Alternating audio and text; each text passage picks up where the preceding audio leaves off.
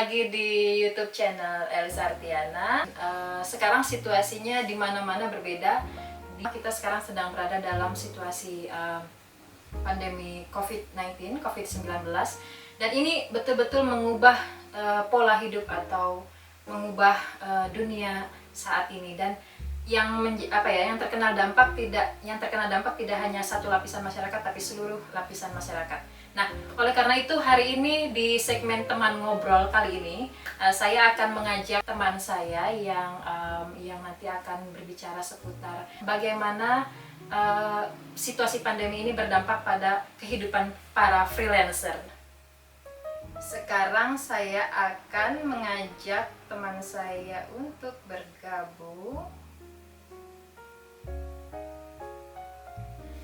Ya, sekarang saya sudah bersama Eliana Sinaga. Hai Elis Artiana, apa kabar? Baik. Oke, aku nggak akan memperkenalkan kamu, aku pengen kamu sendiri yang memperkenalkan dirimu, khususnya Ana Sang ini, aku manggilnya Ana Sang ya dari dulu. Bekerja di bidang apa saat ini, dan ya silakan Ana Sang. Hai semuanya, kamu boleh panggil aku Ana seperti Elis. Aku pekerja teater ya, aku bermain sebagai aktor juga. Aku sekarang jadi direktur di sebuah komunitas namanya Main Teater Bandung. Dan aku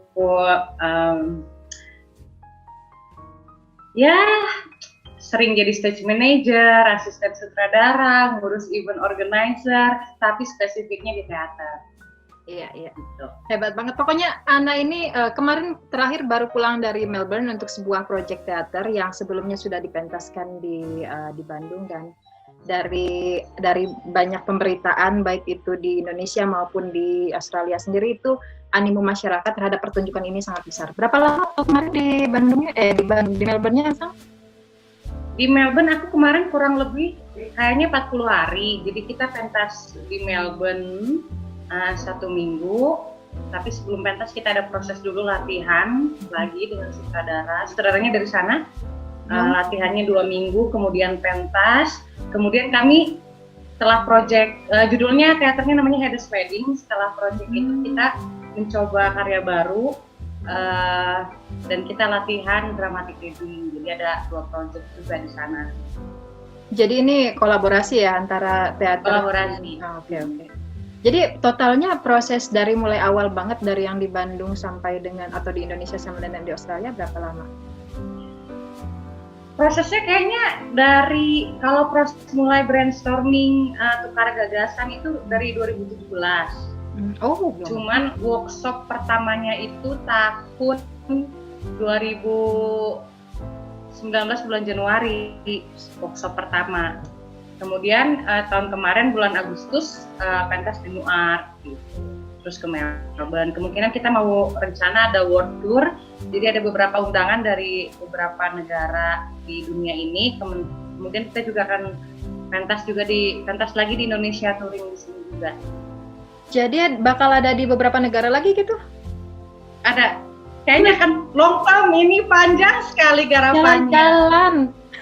Iya, semoga corona segera selesai ya, Q. Nah justru itu pertanyaanku, maksudnya itu undangannya itu tahun ini atau masih panjang? Ada 1 tahun ini, kemungkinan dia di bulan Oktober atau November. Tapi jika pandemik ini belum selesai, mungkin itu akan postpone lagi, diundur lagi. Oh gitu.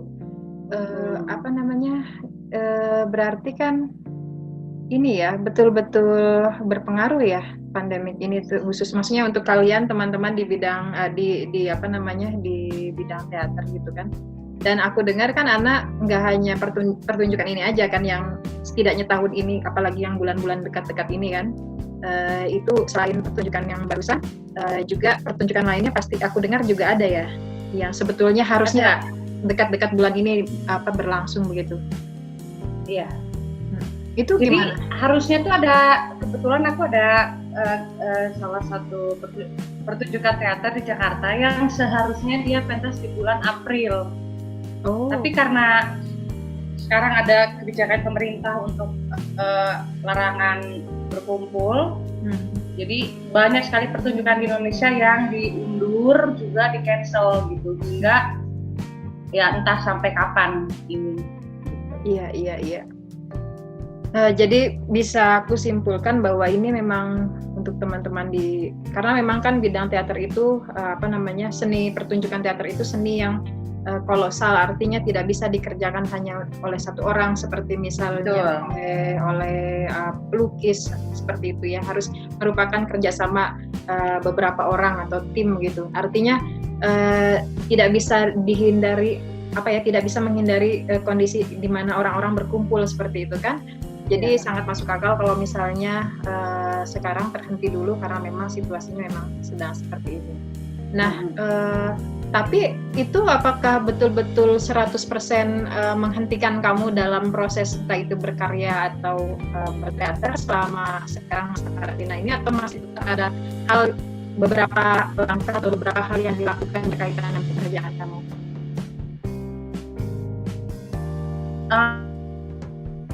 Kalau ya memang kalau orangnya berada di sebuah ruangan yang terkungkung seperti ini membuatku sebetulnya kurang kreatif justru gitu ya.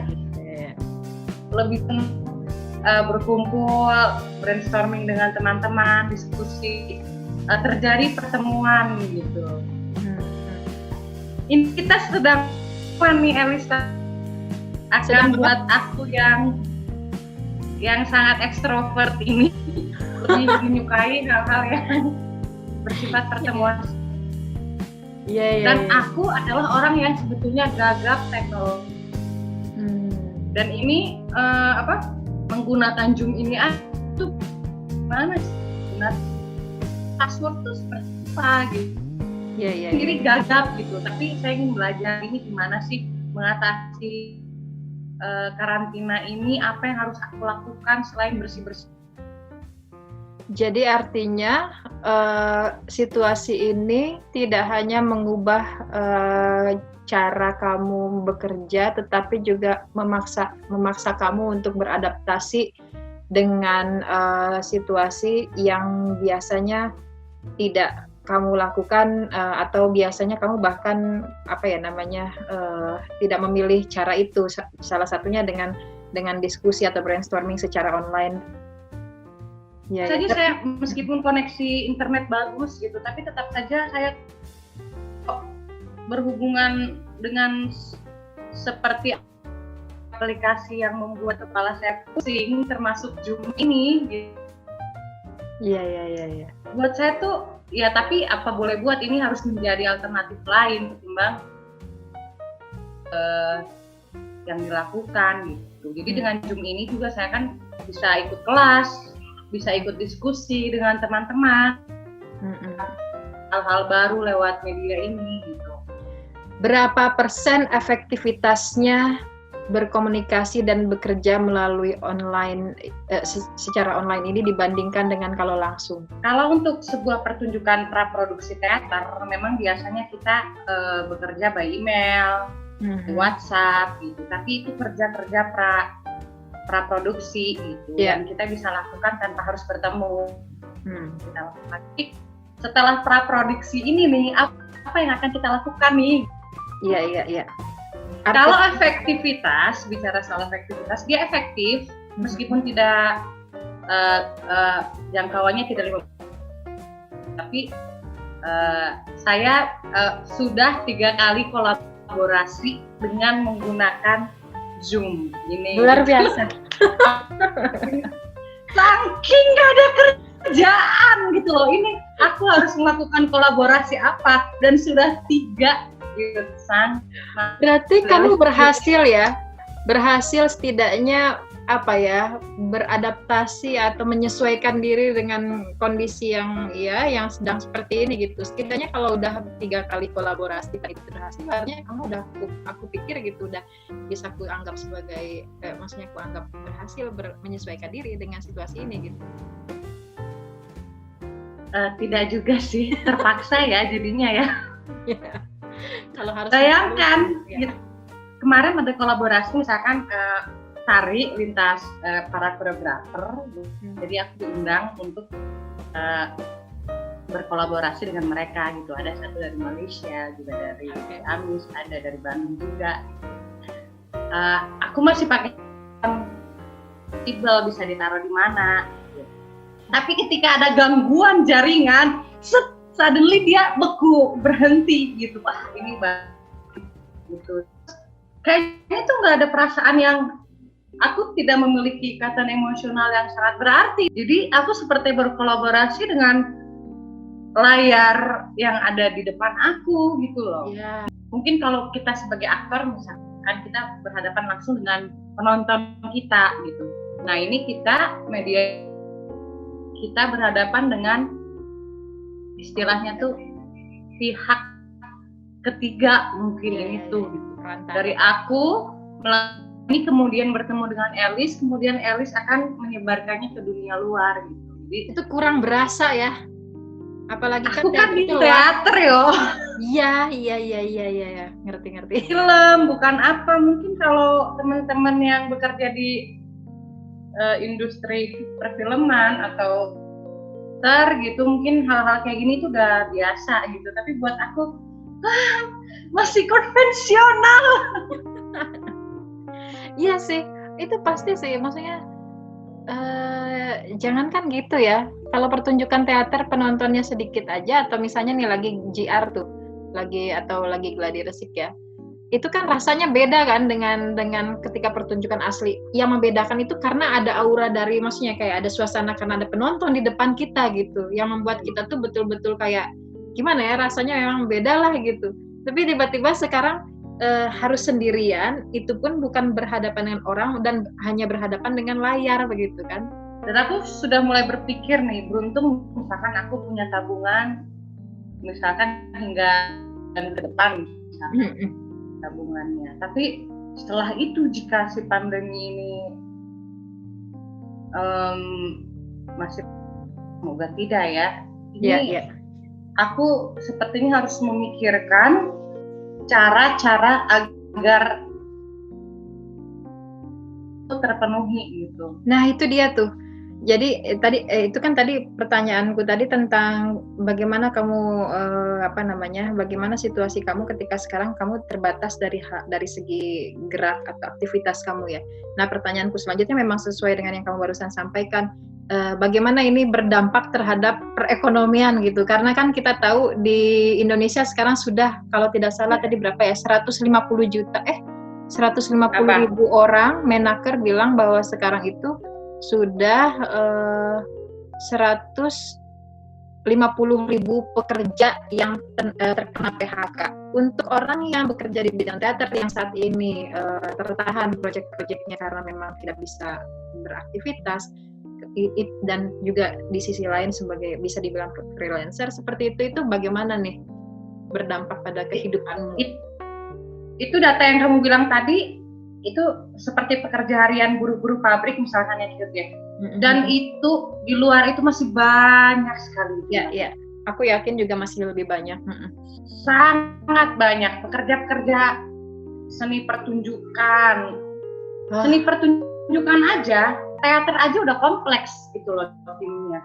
Dia ada sutradara, ada aktor, ada kru, ada penata lampu, ada engineer, ada tim produksi, pimpinan produksi, hal-hal teknis, semua itu aja di teater aja udah banyak sekali.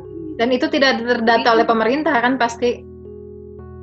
Nah kemarin itu pemerintah melalui dia ada, jadi si Kemendikbud kalau tidak salah, betul ada memberikan kayak apa sih namanya, sejenis formulir gitu untuk pendataan para seniman gitu. Itu udah dikasih tahu belum dapatnya berapa? Itu hanya pendataan, jadi tidak tahu habis itu mau ngapain.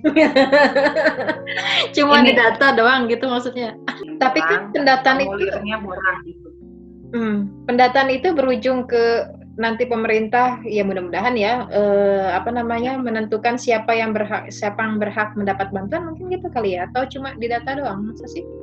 Oh, cuma di data Ya doang semoga ya? semoga dari pendataan itu ada tindak lanjutnya ya. Iya, iya. Tapi ya semoga gitu loh. Tapi banyak juga orang yang melakukan fundraising untuk membantu para pekerja seni, baik itu fundraising untuk pekerja-pekerja belakang panggung, di film, di teater gitu. Ada Iya. juga orang yang melakukan fundraising itu. Tapi kalau aku pribadi sih, aku sekarang lagi cari-cari aplikasi untuk bisa kolaborasi dengan seniman luar. Jadi aku sekarang lagi mendaftar untuk 3 proposal. Wow. 3 proposal internasional, jadi memang dia kolaborasi. Tapi ya ini seperti ini cute website Iya, iya, melalui online. ketiga ini gitu. Iya, iya. Sekarang memang jadi banyak sih ya, maksudnya karena memang satu-satunya platform yang bisa digunakan untuk tetap ibaratnya bekerja atau berkreativitas kan memang sekarang setidaknya hanya ini gitu ya. Jadi sekarang tuh banyak orang yang kayak misalnya bikin pertunjukan entah itu musik atau apapun itu gitu, diskusi, kelas gratis semuanya dari internet. Kayaknya memang sekarang lagi trennya seperti itu ya, karena memang situasi kayak gini. Kalau kolaborasi gitu berarti nanti kalau kayak gitu berarti nanti ada yang sifatnya kayak berbayar dalam artian kita mendapatkan penghasilan atau hanya sekadar untuk kolaborasi saja kayak gitu. Jadi memang ada yang hanya sekedar kolaborasi play karena ini kaitannya sama finansial. Jadi yang lagi aku play itu yang memang diseleksi buat seniman terdampak Dirjen Kebudayaan bikin program juga. Nah, kalau menurutku kan kamu udah punya nama di di dunia teater Indonesia lah ya. Aku nggak lagi bicara kamu di Bandung karena kamu sekarang bahkan sudah levelnya internasional bahkan. Nah, untuk para pekerja seni teater yang katakanlah levelnya belum selevel kamu atau mungkin masih junior lah ibaratnya begitu. Artinya kan akses mereka terhadap pertunjukan-pertunjukan besar yang memungkinkan mereka mendapatkan penghasilan itu kan masih terbatas atau lebih sedikit misalnya. Nah, artinya kan mereka sendiri itu kalau kaitannya dengan penghasilan itu sekarang berarti juga lumayan challenging ya atau lumayan susah ya bagi mereka ya. Bukan hanya soal penghasilan juga sih ya. Memang pandemik ini tuh orang udah nggak bisa pentas, nggak bisa buat pertunjukan gitu. Itu sudah hal yang menyedihkan gitu. Program-program tidak jalan gitu. Orang harus memutar otak untuk mencari alternatif lain yang mungkin tidak sesuai dengan hati dia gitu loh. Iya. Perkara itu yang nomor 1 ya menurutku. Jadi ya semoga pandemi ini berakhir lah sehingga orang bisa bertemu lagi, bikin proses teater lagi, bikin pertunjukan lagi gitu. Karena teater ya intinya itu gitu loh. Iya. Ada pertemuan. Nah, kalau untuk finansial, aku pikir sekarang mungkin teman-teman seniman lain juga sudah mulai berpikir ya, di mana ini mereka harus lebih kreatif lagi, apalagi mereka seniman ya. Sudah jelas untuk kreatif gitu. Jadi aku lihat ada beberapa memang program, ada kebijakan juga misalkan dari Salihara atau dari Salihara juga. Dia ada kebijakan untuk membeli hak cipta untuk beberapa hari untuk ditayang ulang, memberi dana sedikit lah gitu untuk komunitas itu gitu. Juga sangat membantu.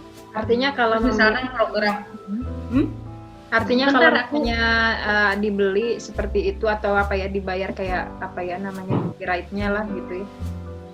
Artinya orang-orang yang terlibat dalam pertunjukan yang disiarkan lagi itu akan dibayar sampai ke kru-krunya juga dikasih uang royalti itu gitu.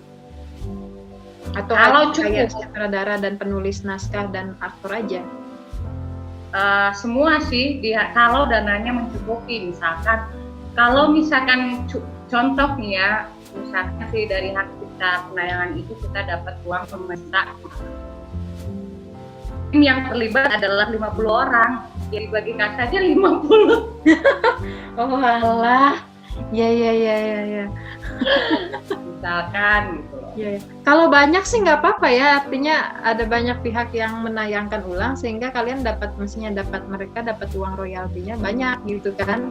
Tapi kalau cuma satu dibagi 50 ya nggak tahu tuh, itu pun Ya, itu kalau untuk finansial pribadi ya, Elis. Ada misalkan biaya-biaya bulanan yang harus dikeluarkan oleh komunitas. Misalkan sebuah komunitas punya studio, yang mana studio itu harus dibayar. Oh iya, benar-benar. Listriknya, airnya, atau yang bersih-bersihnya, atau misalkan sewanya itu dapat dari mana gitu loh.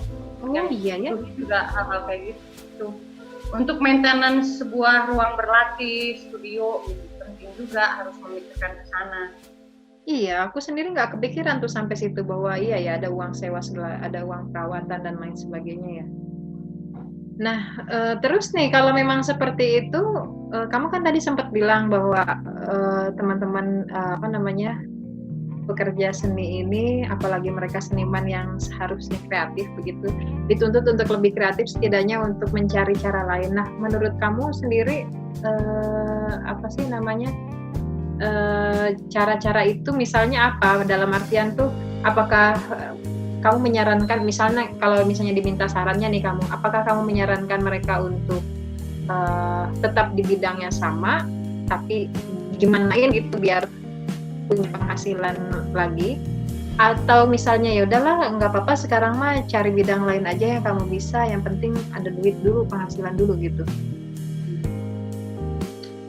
Ya, aku sih berpikir semoga mereka menemukan solusinya masing-masing ya, mau dia kerja di wilayah kesenian selama masa pandemik ini, atau dia misalkan mencari bentuk-bentuk lain seperti kamu bisnis misalkan. Ya, itu pilihan itu dikembalikan lagi kepada masing-masing orang ya, karena seperti saya tidak punya jalan lain selain jalan kesenian gitu. Jadi ya harus pandai-pandai untuk mencarinya di lahan ini gitu loh. Kalau misalnya nih, nauzubillah ya, maksudnya mudah-mudahan amit-amit enggak gitu ya, ini masih panjang begitu, aku juga kan sudah mulai berpikir gitu ya, jaga-jaga kalau misalnya ini masih panjang. Sehingga kita tuh udah mentok nih di bidang kita tuh udah nggak bisa lagi atau setidaknya jalannya makin sempit. Kamu akan tetap di situ atau ya udahlah emang kayak gini, ya udah gue berarti nggak ngapa-ngapain lagi, atau gila nih gue tetap harus cari cara lain biarpun di luar dunia teater misalnya kayak gitu. Harus mencari, harus tetap sibuk, harus tetap berpikir waras. Iya. Jangan sampai gara-gara pandemi ini kita jadi nggak waras gitu loh, hanya berpangku tangan, berdiam diri, tidak melakukan apapun gitu loh. Jadi kalaupun ini misalkan, tapi saya berharap ini selesai tahun ini sih pandemi ini ya, karena dampaknya bukan hanya ke kita semua merasakan gitu. Ini hujan berisik ya? Enggak kedengeran. Tapi kalau misalnya tahun ini kan artinya masih beberapa bulan lagi. Ini sekarang nih, jangankan beberapa bulan lagi, ibaratnya ini sekarang kan baru 2 bulan lah katakan seperti itu, tapi situasinya sudah sulit gitu ya, apalagi kan nanti kalau ditambah beberapa bulan lagi gitu kan, bayang gitu maksudku. Semoga Indonesia itu pemerintahannya kita bekerja sama negara lain juga, vaksin juga dari Jerman, dari Cina, dari Taiwan, dari Jepang, mereka sudah menguji vaksinnya gitu ya. Semoga ada vaksin yang berhasil, dan aku tuh pengen si corona ini get out from here sampai secepatnya gitu. Yes, aku nggak bisa berpikir kalau ini terjadi setahun 2 tahun lagi, aku tidak mau berpikir seperti itu. No way. Kalau ini bisa cepat selesai, kenapa enggak gitu. Ya. Tapi ya di sisi lain, sifat naturalnya, sifat alaminya manusia itu semakin dia terdesak, dia semakin kreatif. Kita kan mungkin ke depannya jika terjadi lagi dampak-dampak pandemik seperti ini, aku pikir orang tuh, kelompok, negara, komunitas akan punya sistemnya sendiri, sistem untuk penanggulangan bencana. Jadi kalau misalkan dia di kelompok teater, mungkin kita akan punya plan jika ini terjadi lagi, bagaimana komunitas masih tetap kreatif. Mungkin kita akan ada solusi. Oh, mungkin sekarang teaternya sudah beralih ke semuanya serba digital mungkin. Semuanya mungkin harus juga membuat program diskusi, diskusi daring, pertunjukan daring gitu. Mungkin nanti arahan teater masa depan mungkin ke sana gitu loh. Kalau membaca kecenderungan di masa pandemik ini nih, oh berarti kita memang harus benar-benar menguasai sistem-sistem atau media-media informasi gitu loh. Orang teater juga harus mungkin pintar ke arah sana gitu loh. Tapi aku nggak tahu ya. Tetap saja sih kalau aku konvensional. Iya, artinya kan yang yang barusan kamu sampaikan itu maksud kamu artinya semua pihak akhirnya beradaptasi gitu kan. Semua pihak mencari jalan keluar atau mencari ini harus seperti apakan gitu. Dan itu tuh tidak hanya di tataran kita saja, tapi di tataran pihak-pihak yang punya punya otoritas membuat sistem kayak gitu ya, misalnya pemerintah atau yang sejenis itu. Dan tentang yang tadi mungkin misalnya semua orang jadi misalnya beralih ke daring begitu, itu yang mulai aku lihat saat ini di dalam bidang pendidikan sekarang kan. Tiba-tiba semua sekolah menerapkan belajar dengan sistem daring seperti itu. Meskipun awalnya tidak terbiasa, tapi akhirnya sekarang dipaksa untuk terbiasa, dan aku pikir ini bisa jadi momentum di mana ke depannya, seperti yang kamu bilang tadi, mungkin ini kita akan menjadi terbiasa. Artinya ketika pandemi ini selesai pun, kita sudah punya alternatif lain nih, bentuk alternatif lain tentang misalnya pertunjukan seperti itu kan. Iya. Kalau kamu sendiri ngasih batasan terhadap ke diri kamu sendiri, atau ibaratnya gini, oke, gue bisa bertahan berapa bulan lagi deh untuk akhirnya gue merasa oke, ini udah darurat banget, itu berapa bulan menurut kamu? Aku harus keluar dari situasi ini gitu.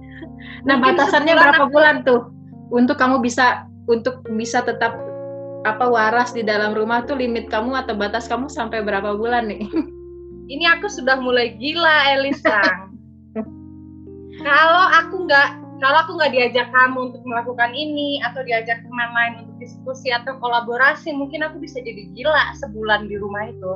Kalau aku yang terbiasa. Kalau aku malah sebaliknya, aku malah jadi kayak oke, sekarang memang sudah seharusnya seperti ini, ya sudah gitu ta. Tapi itu jadi kayak bentuk perlawanan yang terpendam gitu. Jadi aku tuh jadi kayak bosan merasa bosan. Jadi istilah aku gitu. Aku bosan merasa bosan, sehingga supaya aku tidak merasa bosan karena bosan tersebut, berarti aku nggak boleh bosan gitu loh. Itu mungkin bentuk gila yang lain sih. Yang paling aku tidak suka kan sebetulnya adalah melakukan rutinitas yang sama terus-menerus gitu. Ya. Kalau misalnya kayak bersih-bersih rumah itu rutinitas, tapi itu adalah kewajiban.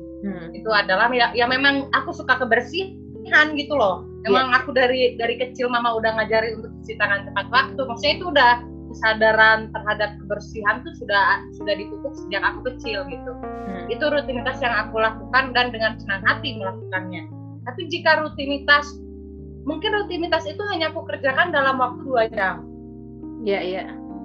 Sisanya yang biasanya aku pergi berlatih, ikut garapan pertunjukan teater yang berbeda-beda, itu tuh tidak ada kebiasaan itu lagi gitu loh. Dan aku sedang mulai mencari kebiasaan baru ini yang aku tidak suka gitu. Dan ketidakbisaan kamu pergi kemana-mana itu tuh mulai menggerus kewarasanmu ya. At least you know me lah, aku nggak bisa berdiam di ya benar banget. Benar banget, Ana ini Nggak bisa. tidak bisa berdiam di satu tempat yang sama dalam waktu yang lama. Kalaupun bisa, itu biasanya Ana kalau dia sudah melakukan pekerjaan yang berat dalam waktu yang panjang, baru dia bisa kayak bertapa 2 minggu di satu tempat. Ya, Tapi setelah itu dia akan Benar. keluar fresh dan kemana-mana lagi kayak gitu kan. benar. Aku kebebasanku seperti terenggut. Ya berarti ini ya, apa namanya? Aku yakin gak cuma kamu yang mengalami ini dalam Iya, di lingkungan teman-teman teater. Jadi ya seperti yang kamu bilang tadi, aku juga berharap nggak cuma di bidang teater, teman-teman di bidang lain juga apa namanya bisa beraktivitas kembali seperti biasa. Meskipun kayak kalau aku kan nggak untuk saat ini setidaknya tidak mengharuskan aku untuk keluar rumah banyak. Tapi kan kalau diam di rumah terus-terusan juga bosen gitu kan, kayak gitu. Bisa gila gitu. Iya. Aku juga senang Elis memperhatikan meskipun aku kemarin tidak ikut Zoom-nya ya. Kamu sekarang udah Lasar Bahasa sudah mulai melakukan terobosan baru. Aku senang sekali itu. Iya. Jadi memanfaatkan waktu masa karantina ini dengan sangat bermanfaat gitu. Itu semua dalam rangka menjaga kewarasan kita bersama. Kan diri sorangan supados waras gitu. Supaya nggak gila gitu. Apalah hal terakhir yang ingin kamu sampaikan berkaitan dengan ini, mungkin harapan kamu atau tips atau apapun itu untuk teman-teman yang lain atau apa untuk closing statement-nya. Aku berharap semua teman-teman aku, sahabat-sahabat aku, keluarga aku, kekasih aku sehat-sehat selalu, terjauh dari segala macam penyakit. Semoga wabah ini segera hilang. Para ahli kesehatan yang berjuang semoga segera mendapatkan vaksinnya. Kepada para dokter, para suster, orang-orang yang terlibat di dunia kesehatan, event itu OB yang kerja di rumah sakit, semoga tetap dilimpahi ke kesehatan. Semoga pasien yang kena corona ini semoga kembali lagi ke